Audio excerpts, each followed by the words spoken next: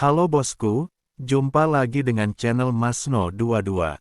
Sebelum lanjut ke ceritanya, jangan lupa subscribe, like, dan komen. Satu lagi, jangan di-skip nontonnya ya, terima kasih. Bab 142. Ini adalah teknik gerakan yang sebenarnya. Adegan ini membuat semua orang yang hadir ketakutan. Yang jatuh adalah putri dari 9 master istana. Dia dibunuh di pavilion Xingyun dan puncak Tianjian. Apa konsekuensinya? Semua orang merasakan hawa dingin menjalar di tulang punggung mereka. Liao Hongshui menempuh jarak 6 zang dalam satu langkah, mengerahkan teknik gerakannya hingga batas maksimal, dan bergegas ke tepi tebing secepat kilat. Dia mengulurkan tangan dan meraihnya, tetapi tidak mendapatkan apapun. Adik perempuan Meng, Liao Hongshui meraung kesakitan, menyaksikan tanpa daya saat dia menghilang dari pandangan dengan kecepatan yang luar biasa. Gai Huangchao dan banyak muridnya juga merasakan dingin di tangan dan kaki mereka. Matanya berkaca-kaca saat dia menyaksikan ikan dan rusa impiannya jatuh ke awan. Semua orang putus asa, mimpi ikan dan rusa bahkan lebih putus asa. Dia menatap kosong ke arah kerumunan yang menjauh dengan cepat, pikirannya melayang kembali ke seluruh hidupnya. Terlahir sebagai bangsawan dan cerdas, dia menunjukkan bakat luar biasa pada usia 10 tahun. Didiagnosis dengan akar spiritual kelas 8 pada usia 16 tahun, dan anggun dan cantik pada usia 18 tahun. Semua orang mengira dia akan menjadi anak ajaib, termasuk dirinya sendiri. Namun tampaknya takdir mempermainkannya dengan kejam. Untuk menerimanya kembali dengan cara yang begitu tiba-tiba dan tak terduga. Hanya itu saja, Meng Yulu tersenyum pahit. Dia juga berfantasi bahwa suatu keajaiban mungkin terjadi. Namun desiran angin di telinganya dan sensasi tanpa bobot akibat penurunan cepat mengatakan kebenaran padanya. Dia akan mati. Tiba-tiba, dia mendengar suara tertahan yang keras. Tampaknya datang Fa dari atas. Segera setelah itu, dia melihat sebuah titik hitam mendekat dengan cepat. Dia terdiam, tertekun, saat titik hitam itu semakin dekat. Seseorang benar-benar terjatuh. Mungkinkah ada orang malang lain yang bernasib sama seperti dia? Namun, ketika orang itu jatuh tepat di depannya, pupil matanya mengerut tajam, dan dia berseru, "Zhou Qingyu, apakah dia juga jatuh?" "Deal, tidak." Zhou Qingyu berdiri dengan kedua tangannya di belakang punggungnya, dia sama sekali tidak tampak. Seperti terjatuh secara tidak sengaja. Lagi pula, dia jatuh jauh lebih cepat daripada aku. Jelas mungkin untuk mengendalikan kecepatan jatuhnya. Anda, sebelum Meng Yulu dapat mengetahuinya, Zhou Qingyu mendarat di level yang sama dengannya dan mengeluh dengan kesal, "Tidak ada hal baik yang pernah terjadi saat aku bersamamu." Sambil berbicara, dia merentangkan tangannya dan menggendongnya seperti seorang putri. Perhatikan baik-baik, merasakan lengan yang kuat dan perkasa, Meng Yulu yang putus asa merasakan rasa aman. Secara naluriah dia mengaitkan lengannya di lehernya dan memeluknya erat. Namun apa yang dapat dilakukan mengenai hal itu? Tempat ini berada ribuan kaki di langit. Lah tidak ada di langit maupun di tanah. Zhou Qingyu tidak mengenakan tali apapun. Melompat seperti itu sama saja dengan bunuh diri, bukan? Lalu, muncullah sebuah pemandangan yang mengejutkan Meng Yulu. Semburan energi spiritual muncul dari kaki Zhou Qingyu, memperlambat penurunan mereka. Memanfaatkan momentum itu, ia meluncur menuju tebing sejauh 100 kaki. Ini adalah level ketiga dari Golden Light Escape. Setelah diperbaiki, ia dapat meluncur sebentar. Melihat dari jauh, ini sama persis dengan terbang di udara. Kau seorang kultivator jiwa baru lahir. Meng Yulu terbelalak tak percaya. Zhou Qingyu memutar matanya, coba tebak. Meng Yulu baru menyadari apa yang terjadi pada saat itu. Aku bertanya pada diriku sendiri sebuah pertanyaan yang sangat bodoh. Berdebar. Saat mereka meluncur ke tebing, Zhou Qingyu mengaitkan satu tangan ke tonjolan di permukaan tebing. Keputusasaan Meng Yulu akhirnya teratasi. Melihat puncak tebing yang sangat tinggi, orang tidak dapat menahan perasaan gelisah. Apakah mungkin untuk sampai ke sana? Yang mengejutkannya, Zhou Qingyu menggunakan kedua tangan dan kakinya untuk menggendongnya di punggungnya seolah-olah berjalan di tanah datar, berdiri di tebing terjal. Ini adalah teknik gerakan. Teknik pergerakan tingkat atas yang memungkinkan seseorang berjalan di tebing setinggi ribuan kaki dan meluncur di udara. Ini jauh lebih unggul dari Liao Hongshui. Dia menatap kosong ke arah wajah tampan yang begitu dekat dengannya, matanya dipenuhi ketidakpercayaan. Dia memiliki bakat luar biasa dan pemahaman luar biasa dalam bidang pengobatan dan penjinakan setan. Bahkan teknik pergerakannya telah dikembangkan hingga tingkat yang mendalam. Monster macam apa yang direkrut Nebula Pavilion? Bahkan 9 istana tidak dapat menemukan banyak jenius yang dapat dibandingkan dengannya. Menempatkan orang seperti itu di Nebula Pavilion akan menjadi pemborosan bakat. Tidak lama setelahnya, di tengah sorak-sorai para murid, keduanya berhasil mencapai tepi pantai. Liao Hongshui bergegas maju, wajahnya pucat. Adik perempuan Meng, maafkan aku, maafkan aku. Itu karena puncak pedang surgawi kita gagal mendisiplinkannya dengan benar sehingga dia melakukan hal seperti itu. Meng Yulu juga merasa lemas seluruh tubuhnya. Masih terguncang karena terkejut, dia harus berpegangan pada lengan Zhou Qingyu agar tetap tegak. Wajah cantiknya berubah sedikit dingin, kalian di puncak Tianjian bisa memikirkan ini sendiri. Jika hasilnya tidak memuaskannya, konsekuensinya jelas dengan sendirinya. Jangan khawatir, aku pasti akan memberikan penjelasan pada adik Meng. Liao Hongshui berbalik dan berdiri di depan Qin Shangjian, wajahnya pucat pasi. Kilatan pembunuh terpancar di matanya. Qin Shangjian begitu ketakutan hingga dia mundur dan menatap Gai Huangchao untuk meminta bantuan. Gai Huangchao memaksakan senyum dan berkata, "Kakak senior, Anda tidak bisa menyalahkannya untuk ini. Kalau ada yang harus disalahkan, itu Zhou Qingyu. Dia telah menyebabkan begitu banyak penderitaan bagi adik Qin. Wajar saja kalau adik Qin ingin balas dendam." Patah. Kata-kata itu baru saja keluar dari mulutnya. Liao Hongshui menamparkan wajahnya dengan keras, sambil berkata dengan melindunginya sampai sekarang. "Marah? Kamu masih? Jika dia membunuh adik Meng, maka kau, aku, puncak pedang surgawi, dan paviliun awan bintang. Semuanya akan tamat. Apakah kamu punya sedikit saja rasa tentang benar dan salah?" Sambil berbicara dia mendorongnya menjauh.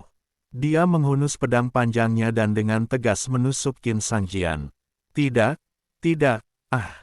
Dengan teriakan yang melengking, Qin Shangjian tertusuk tepat di jantungnya dan meninggal di tempat.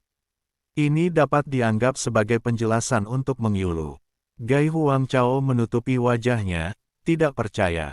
Liao Hongshui, kakak perempuannya yang paling mencintainya, benar-benar menamparkan dirinya sendiri. Ini semua salah Zhou Qingyu.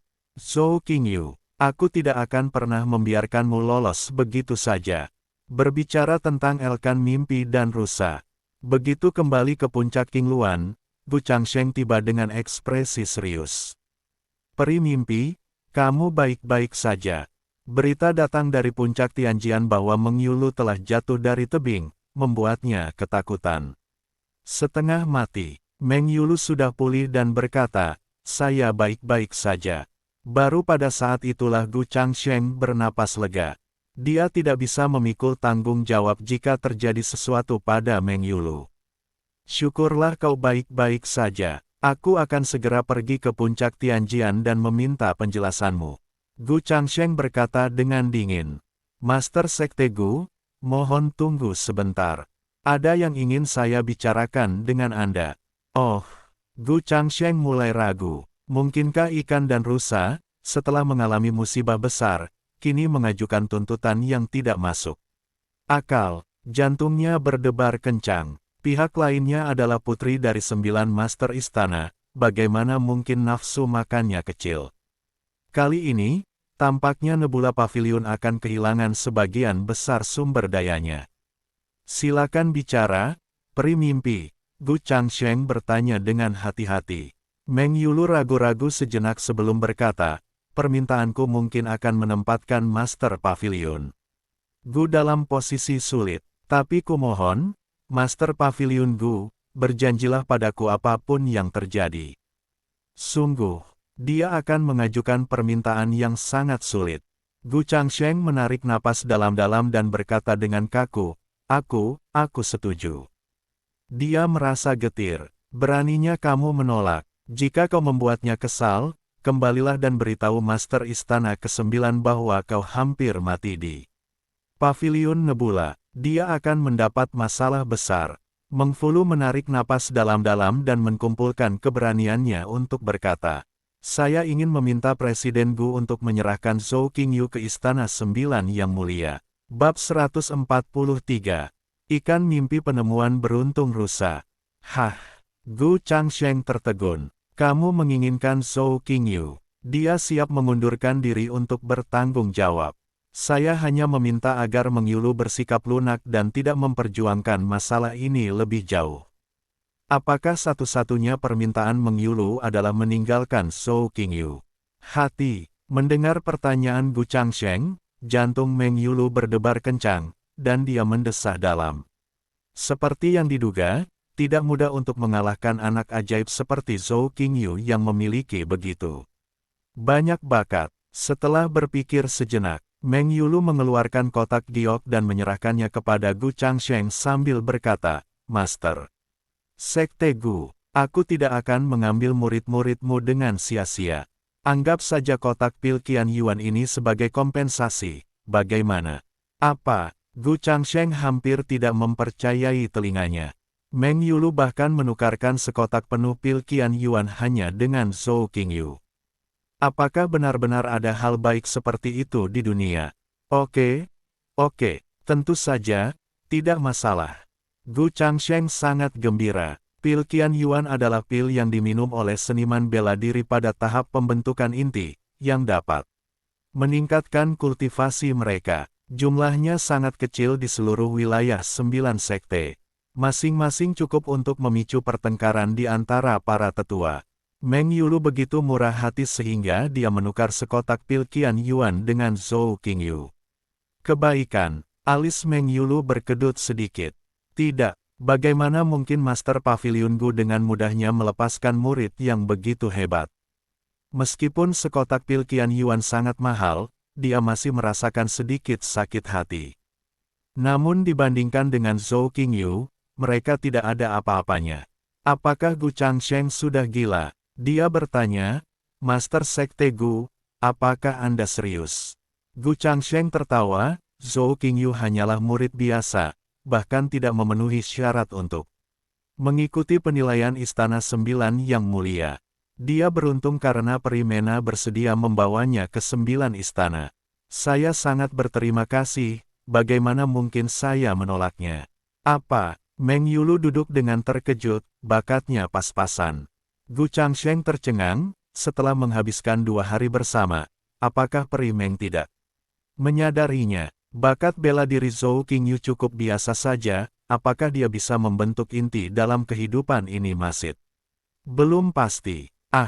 Meng Yulu hampir tidak mempercayainya. Seorang jenius dengan keterampilan medis tingkat atas, bakat menjinakkan iblis kelas 1, pemahaman yang luar biasa, dan bahkan teknik pergerakan yang jauh melampaui para murid Istana 9 yang mulia. Kemampuan bela dirinya biasa saja. Pada saat ini, Yan Jingru juga bergegas mendekat. Setelah mengetahui tindakan Meng Yulu, dia menunjukkan ekspresi terkejut dan gembira. Yulu, apakah kamu benar-benar akan membawa Zhou Qingyu ke Istana 9 yang mulia? Hebat sekali. Aku khawatir dengan bakatnya, dia tidak akan pernah punya kesempatan masuk 9 istana. Namun, kamu juga memberiku sekotak pil Qian Yuan. Saya memikirkannya. Dia mengambil pil Qian Yuan dari Gu Changsheng dan mengembalikannya ke Meng Yulu. Dengan rasa terima kasih yang tulus di wajahnya, dia berkata, Zhou Qingyu adalah muridku yang paling tidak berharga, dan masa depannya dalam seni bela diri suram. Saya sudah sangat bersyukur karena Anda bisa membawanya kembali ke 9 istana. Bagaimana mungkin aku menginginkan pil Qian Yuan milikmu? Meskipun Gu Changsheng sangat enggan, tidaklah masuk akal bagi pihak lain untuk mempromosikan muridnya dan menerima hadiah berharganya. Meng Yulu tertegun sejenak. Jadi bakat bela diri Zhou Qingyu sebenarnya biasa-biasa saja. Melihat pil Qian Yuan yang didorong kembali, dia berkata, tidak perlu. Meskipun bakat bela diri Zhou Qingyu biasa saja, dia unggul dalam hal lain. Memberimu sekotak pil Qian Yuan sebagai kompensasi adalah hal yang wajar. Yan Jingru tampak bingung. Melihat Meng Yulu dengan ekspresi aneh, dia bertanya, apa yang membuatnya begitu luar biasa sehingga kamu perlu menukarnya dengan pil Qian Yuan? Gu Changsheng terkekeh dan berkata, apakah Perimeng memiliki kesalahpahaman tentang Zhou Qingyu? Mata Meng Yulu melebar. Mungkinkah Gu Changsheng dan Yan Jingru tidak menyadari bakat luar biasa Zhou Qingyu? Tidak, maksudmu. Di tengah kalimatnya, Meng Yulu cepat-cepat menarik kembali kata-katanya.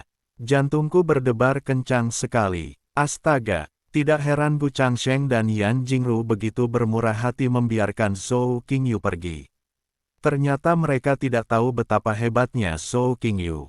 Saya mendapat tawaran besar. Dia diam-diam merasa senang. Berpura-pura acuh tak acuh, dia dengan tenang berkata, aku akan memberimu pil Qian Yuan. Apa yang ingin aku berikan? Yulu tidak punya alasan untuk mengambilnya kembali. Gu Changsheng tampak malu, Lini, bagaimana mungkin aku bisa menerima ini? Meng Yulu diam-diam terkekeh pada dirinya sendiri. Asalkan Anda tidak menyesalinya di kemudian hari, tidak apa-apa. Dia berkata dengan tenang, kapan saya bisa membawa Zhou Qingyu pergi? Yan Jingru merasa sedikit enggan berpisah dengannya. Meskipun mereka tidak menghabiskan banyak waktu bersama, dia sangat menyukai murid ini.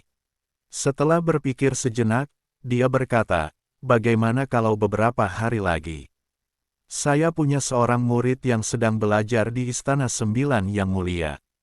Dia akan kembali dalam beberapa hari. Saya ingin Zhou Qingyu bertemu dengan kakak perempuan senior ini. Saat dia tiba di 9 istana, dia akan punya seseorang yang bisa diandalkan. Berapa hari? Mengingat bahwa ia masih perlu menemukan orang di anak tangga ke-13, Meng Yulu langsung setuju. Guru sekte. Tiba-tiba seekor burung bangau terbang cepat dari puncak utama. Tetua Agung Sekte Tertinggi, Ji Tiangang, telah datang berkunjung. Gu Changsheng tampak terkejut, mengapa dia ada di sini? Sekte tertinggi adalah satu dari 3 sekte paling kuat di antara 9 sekte. Sebagai tetua agung, Ji Tiangang merupakan sosok kuat yang setiap gerakannya dapat membuat seluruh 9 sekte gemetar. Mengapa kunjungan mendadak ini? Sekarang, mari kita bicara tentang Zhou Qingyu. Kirim Meng Yulu kembali ke puncak Qingluan. Dia kemudian pergi sendirian ke aula alkimia kedua untuk mengunjungi Ji Yufu.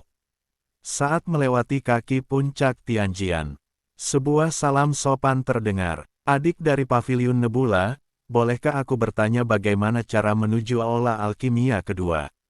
Zhou Qingyu menoleh dan terkejut. Bukankah ini Ji Yunchang dari sekte tertinggi? Aku pernah bertemu Qiyu Qixia ketika aku sedang mengejarnya. Akan tetapi, saat itu ia mengenakan topeng bayangan 9 karakter. Pihak lain tidak mengetahui penampilan aslinya, jadi mereka tidak mengenalinya saat itu. Aku baru saja akan pergi ke sana, jadi ikuti saja aku. Zhou Qingyu mengangguk sedikit. Dengan tangan di belakang punggungnya, dia memimpin jalan. Ji Yunchang mengucapkan terima kasih dan mengikutinya dari belakang, sambil bertanya dengan sopan. Nama saya Ji Yunchang. Bolehkah saya tahu nama Anda yang terhormat? Adik junior. Zhou Qingyu tidak punya waktu untuk menjawab.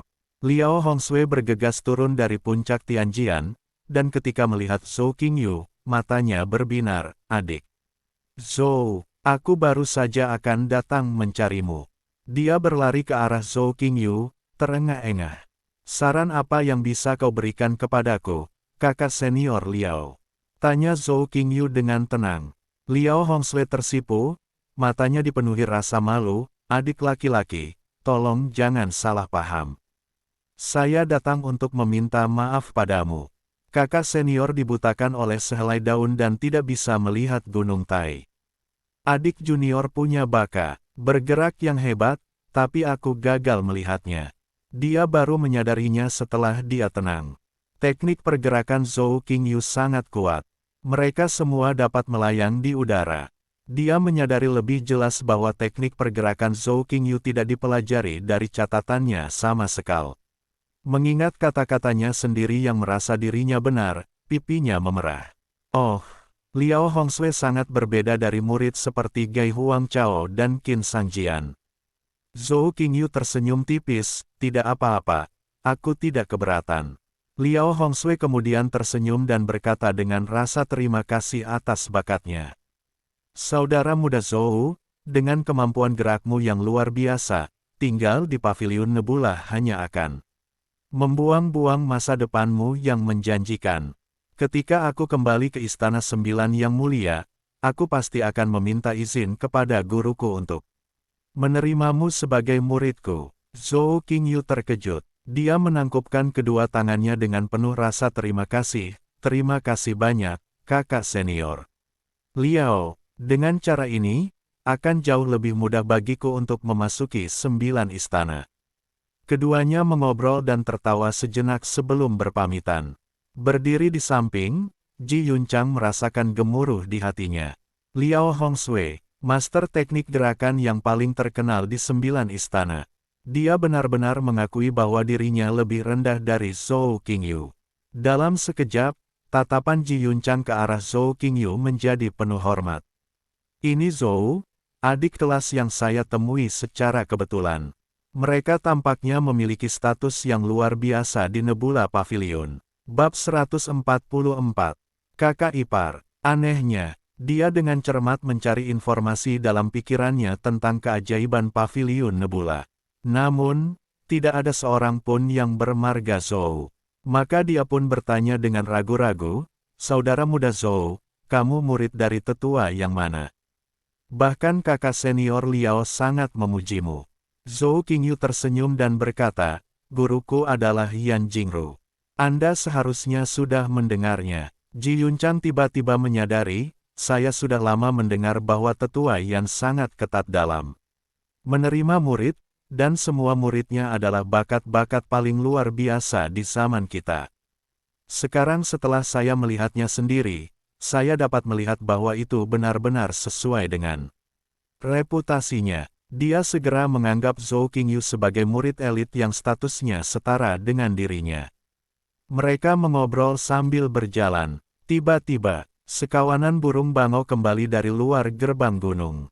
Benda itu telah melintas di atas kepala mereka, tetapi setelah berputar, benda itu mendarat di depan mereka. Seorang wanita cantik berwajah halus, mengenakan rok berlipit dan memiliki sikap yang agak menggemaskan, memimpin sekelompok murid untuk menghalangi jalan mereka. Saat melihatnya, bibir Zhou Qingyu berkedut sedikit. Karena tidak ada tempat untuk bersembunyi, dia hanya bisa mengambil inisiatif untuk membungkuk dan berkata, salam, Master Puncak Lan. Ji Yunchang terkejut. Apakah orang yang berdiri di hadapanku adalah Master Puncak dari Puncak Pengobatan di Pavilion Nebula? Lan Yingying, tabib legendaris. Dia tidak berani berasumsi dan segera mengikutinya sambil membungkuk, murid sekte tertinggi, Ji Yunchang, memberi hormat kepada Master Puncak Lan. Lan Yingying meliriknya dengan heran dan mengangguk pelan dagunya yang seputih salju. Dia berlari ke arah Zhou Qingyu sambil tersenyum cerah, seperti gadis muda yang suka bermain. Baiklah. Apakah kamu sudah memikirkannya? Bergabunglah dengan puncak kedokteranku, dan posisi Master Puncak pasti akan menjadi milikmu. Zhou Qingyu memutar matanya dan berkata, mari kita bicarakan hal itu setelah tuanku setuju. Setelah dicemooh, Lan Yingying mencengkeram keras Zhou Qingyu, menggertakkan giginya sambil berkata, bajingan kecil, kapan aku, Lan Yingying, pernah memohon pada seseorang dengan cara yang begitu rendah hati. Jika bukan karena menghargai bakat medismu, aku tidak akan peduli padamu sama sekali. Aku tidak peduli. Kau harus datang ke puncak obatku dan mewarisi posisiku sebagai master puncak. Kalau tidak, aku akan menyuruh majikanmu memukulku. Lan Yingying tersipu saat mengucapkan kalimat terakhir. Gila, wanita jalang itu. Saya begitu marah pada saat itu, sampai saya menamparkan pantatnya. Dia menggunakan ini sebagai ancaman. Jika masalah ini sampai ke telinga Yan Jingru, mengingat sifat intolerannya, aku pasti akan menderita. Biarkan aku memikirkannya lagi. Setelah berkata demikian, dia bergegas pergi. Ji Yunchang tercengang. Apa yang dia dengar? Lan Yingying memohon kepada Zhou Qingyu untuk menjadi muridnya dan bahkan menawarkan untuk mewariskan posisi guru puncak kepadanya. Adik junior Zhou ini pasti memiliki bakat medis yang mengerikan. Itulah sebabnya tabib legendaris Lan Yingying bahkan berani mencuri murid Yan Jingru. Dia bergegas menyusul Zhou Qingyu. Melihat sosoknya yang menjauh, rasa kagum muncul di mataku.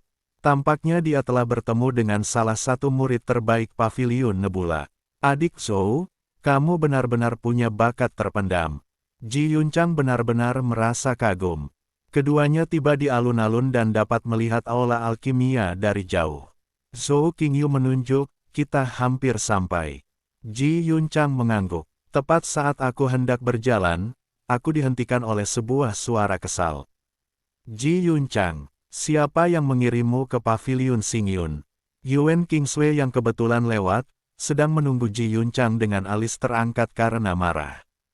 Keluar dari sini, kamu tidak diterima di Paviliun Nebula. Teriakan keras itu mengundang perhatian para murid yang lewat. Wajah Ji Yunchang berubah menjadi hijau, dan dia bergumam pada dirinya sendiri, bagaimana aku bisa bertemu dengan harimau betina ini? Jika Anda bertanya kepadanya siapa yang paling ingin ia temui di Nebula Pavilion, siapakah orangnya? Tak diragukan lagi, itu adalah si bajingan Zhou Qingyu. Jika saya harus memilih seseorang yang paling tidak ingin saya temui, itu pasti Yuan Kingsway. Dia bukan hanya sepupuku, tetapi dia juga memiliki temperamen yang tinggi dan akan melakukan kekerasan.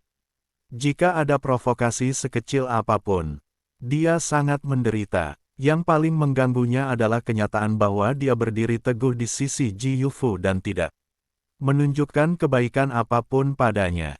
Sepupu, jangan seperti itu, beri aku sedikit wajah.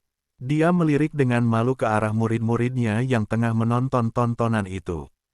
Yuan Kingsway tidak peduli dengan semua itu. Dia melangkah maju dengan marah, mencengkeram telinganya, dan berkata dengan galak, bukankah sudah kubilang, jangan datang ke Paviliun Nebula. Kau mengabaikannya begitu saja, bukan? Ji Yunchang segera melepaskan diri, merasa malu sekaligus tak berdaya. Sepupu, dengarkan aku.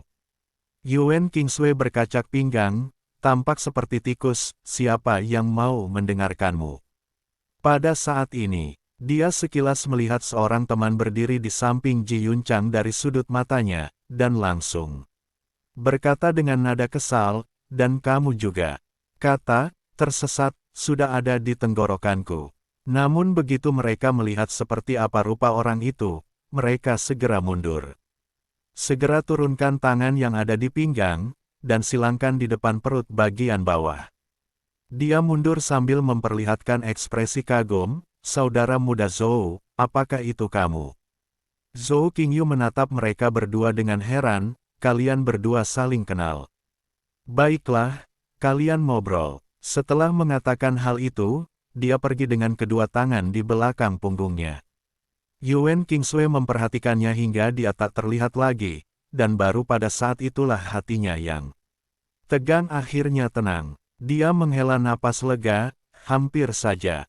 Dia tidak dapat membayangkan apa akibatnya jika dia mengatakan sesuatu yang menyinggung Zhou Qingyu. Ji Yunchang menatap Yuan Kingsway dengan tidak percaya. Dari masa kanak-kanak hingga dewasa, Yuan Kingsway selalu tak kenal takut.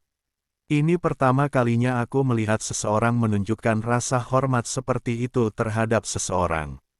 Sepupu, apakah kamu kenal dengan saudara muda Zhou ini? Yuan Kingsway tersadar dari linglungnya, lalu berbalik dan bertanya dengan tatapan tajam, apa hubunganmu dengan saudara muda Zhou? Zhou Qingyu adalah seorang Grandmaster Alkimia. Jika Ji Yunchang memiliki persahabatan yang mendalam dengannya, dia pasti akan naik ke puncak dalam. Sekejap, saya bertemu beberapa orang di jalan, dan saya bahkan tidak tahu nama mereka. Setelah mengetahui bahwa mereka hanyalah rekan kerja, Yuan Kingsway sangat kecewa. Saya pikir Anda telah memanfaatkan kesempatan yang luar biasa. Ah, kesempatan yang luar biasa. Klaim yang dilebih-lebihkan seperti itu membuat Ji Yunchang tercengang. Sepupu, apakah identitas saudara muda Zhou ini luar biasa? Yuan Kingsway ragu-ragu, seolah ingin mengatakan sesuatu tetapi kemudian mengurungkan niatnya. Mereka tidak berani mengungkapkan identitas asli Zhou Qingyu. Dia hanya dapat menjawab secara misterius, saya tidak dapat mengungkapkan identitas spesifik saya. Namun, jika dia mengungkapkan identitasnya, kesembilan kepala istana akan memperlakukannya dengan sangat hormat. Mendesis. Ji Yunchang tersentak kaget. Gempa berkekuatan 9 skala Richter terjadi di pupil mataku. Siapakah sebenarnya adik junior Zhou ini? Tidak mengherankan bahwa di sepanjang jalan, baik kakak senior Liao meminta maaf atau guru puncak Lan memintanya untuk mengubah aula masuk. Ternyata Zhou Qingyu memiliki identitas yang sangat menakutkan. Bagaimana mungkin aku bisa bepergian berdampingan dengan makhluk seperti itu? Dia tidak dapat menahan perasaan sangat terhormat. Sayang sekali saya tidak dapat menghubunginya. Dengan perasaan yang sangat campur aduk, dia tiba di aula alkimia kedua.